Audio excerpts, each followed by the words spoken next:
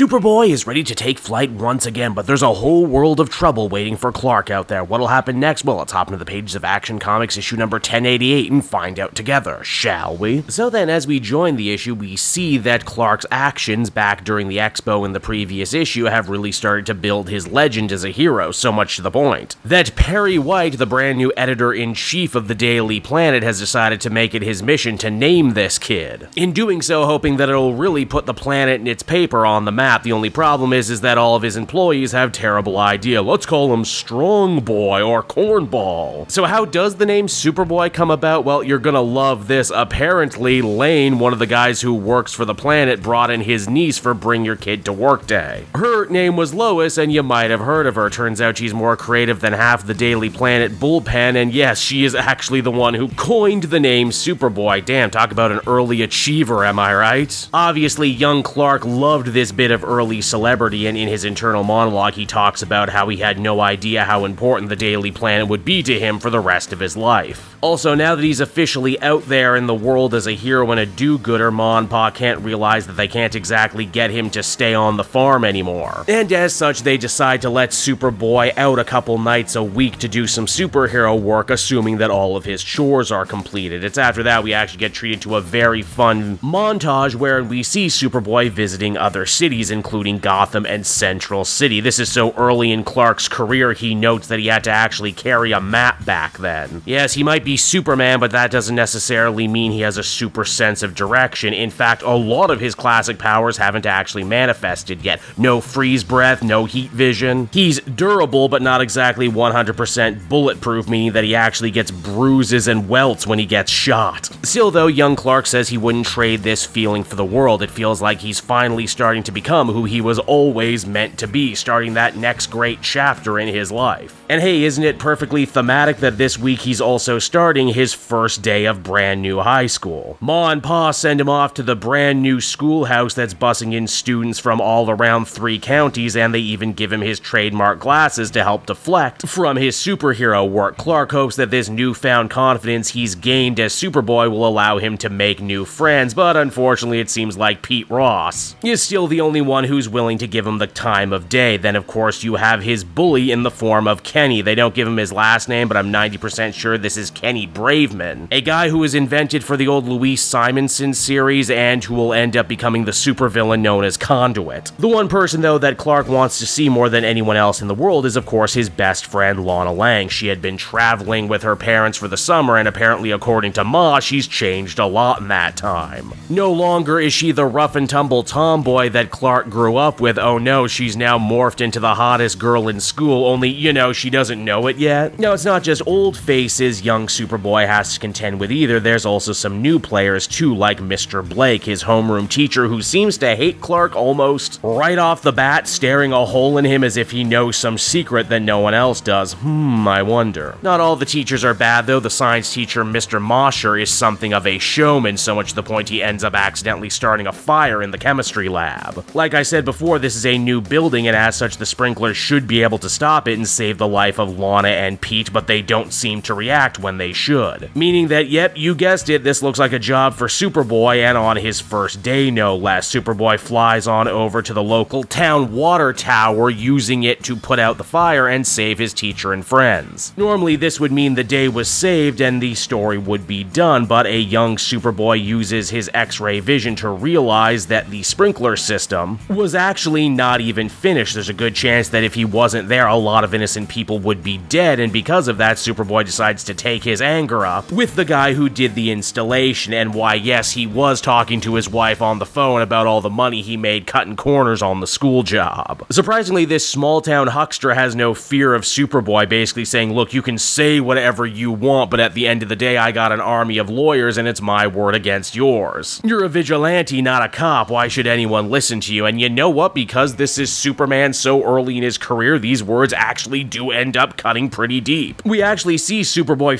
freak out and give into his rage in a way we don't normally see. He smashes the desk and even does that whole scary red-eyed stare thing, before eventually flying away and swearing to get even with this guy. Understandably, this construction sheet is left positively crapping his pants, and he only ends up getting more freaked out when Superman comes back and apologizes right away. Hey, I'm sorry for blowing up at you like that. That's not really me. I mean, you're a total crook and you could have gotten a lot of kids killed, but at the same time, it's not my place to threaten you with physical violence. I passed on all the evidence to the cops and they're gonna come and arrest you soon, FYI. Naturally, when Clark gets home, he has to answer to Pa Kent. Yes, I'm sorry, Pa. I know it's my job to apprehend criminals, not act as their judge and jury. This one just hit real close to home and I was real mad. I promise it won't happen again. Pa Kent even puts his son at ease by saying, hey, don't worry, word travels fast in this small town we live in. Even if the huckster does manage to weasel out of this via lawyers, his name will absolutely be mud in the town moving forward. So, you know, no harm, no foul, right? However, as the comic comes to a close, the Kent family gets a knock on the door. It's Mr. Blake from school, only he's not come here to talk to Clark, he's come here to talk to Superboy.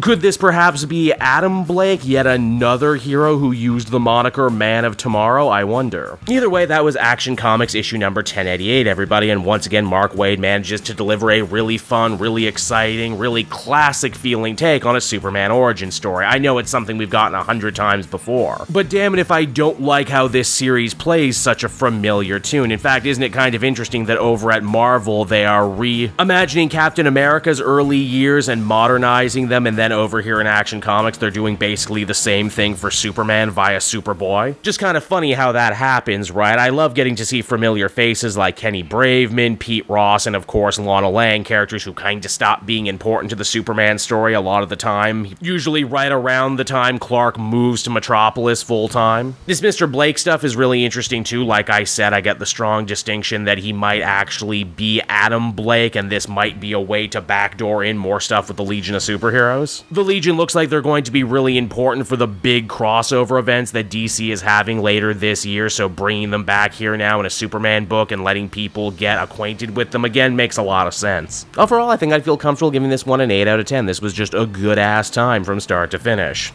Hey there everyone, it's your old pal Cape Joel again, thanking you so much for watching to the end of the video. I hope you enjoyed it, and if you did, why not check out my Amazon link down in the description. Yes, that's right, the Cape Joel channel officially has its own Amazon storefront now. You can pick up a comic or anything else for that matter, and if you did, you'd really be helping me in the channel. So with that out of the way everyone, I will see you again next time. Bye-bye.